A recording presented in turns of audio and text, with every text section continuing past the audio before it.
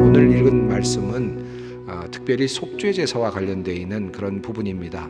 이 속죄제사는 이스라엘 백성들이 하나님께 죄를 지어서 하나님과 멀리 떨어지게 되었을 때, 끊어지게 되었을 때 그 관계를 회복하는 그런 제사라고 할 수 있겠습니다. 속죄제사를 드리는 네 가지 범주가 있는데, 첫 번째는 제사장이 잘못했을 때, 두 번째는 온 회중이 잘못했을 때, 세 번째는 족장 지도자가 잘못했을 때, 네 번째는 평민 중 한 사람이 잘못했을 때입니다. 또 여기 한 가지 중요한 우리가 살펴보아야 할 내용이 있습니다. 그것은 하나님께서 죄와 관련해서 속죄제사를 드리라고 명령하셨을 때 죄의 어떤 내용을 따지기보다는 누가 죄를 지었는가에 관심을 갖고 계신다는 사실을 우리는 알 수 있습니다. 살인의 경우에는 이렇게 하고, 거짓말을 했을 땐 이렇게 하고, 간음을 했을 땐 이렇게 하고, 이렇게 말씀하시는 것이 아니라 내가 한 모든 명령 중에 하나라도 어겼으면 죄가 된다는 것이고, 그것은 속죄제사를 드려야 하는 이유가 된다라고 하는 말씀입니다. 어떤 죄의 내용이 문제가 아니라 어떤 사람이 죄를 지었는가 하는 것에 관심을 쏟기 시작하십니다.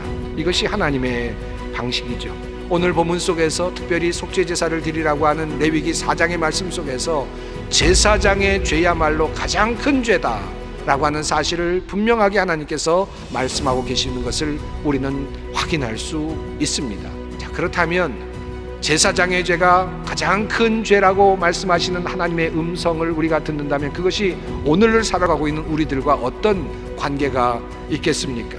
제사장과 오늘 우리들과는 어떤 관련성이 있다는 말씀입니까? 신약 성경을 보면 하나님께서 베드로 전서를 통하여서 우리에게 주시는 귀한 말씀이 있습니다. 너희는 택하신 족속이요 왕 같은 제사장들이요. 이 말씀은 우리들에게 두 가지 의미로 다가옵니다. 우리를 제사장으로 불러주시는 이 말씀은 한편으로는 희열이고 기쁨이죠.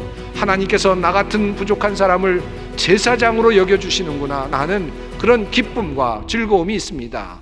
그러나 한편 레위기 4장에 있는 말씀을 대입해 본다면 우리가 짓는 그 죄가 하나님 앞에서 큰 무거운 죄가 된다는 사실을 또한 우리들에게 역설적으로 말씀하고 있는 것입니다. 무엇을 잘못했는가 하는 것을 묻는 것이 아니라 하나님은 누가 잘못했는가를 물으신다는 사실이죠. 베드로 전서에 있는 말씀을 한번 다시 그 뒷부분을 이어서 읽어보려고 합니다. 너희는 택하신 족속이요 왕 같은 제사장들이요 거룩한 나라요 그의 소유가 된 백성들이니 이는 너희를 어두운 데서 불러내어 그의 기이한 빛에 들어가게 하신 이의 아름다운 덕을 선포하게 하려 하심이라.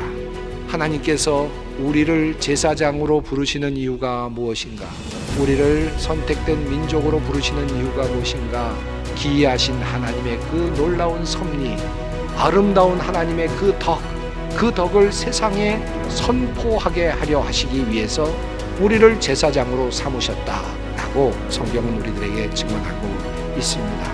우리가 잘못했을 때 하나님께서는 우리의 일의 크기나 어떤 무게를 보지 않으시고 우리의 허물을 물으십니다. 누가 잘못했는가? 나의 자녀들이 잘못했는가? 나의 제사장들이 잘못했는가? 그것을 보시고 하나님께서 그 책임을 물으신다는 말씀입니다. 하나님, 우리가 잘못했습니다. 우리의 허물 때문입니다. 잘 지키려고 했지만 우리가 온전하지 못해서 조금 부족했습니다. 책망하실 줄 압니다. 하나님의 마음이 아프실 줄 압니다. 우리의 허물 때문입니다. 하나님, 우리를 용서하소서. 좀 더 겸손한 자세로 주님 앞으로 나아가는 우리 모두가 되었으면 좋겠습니다.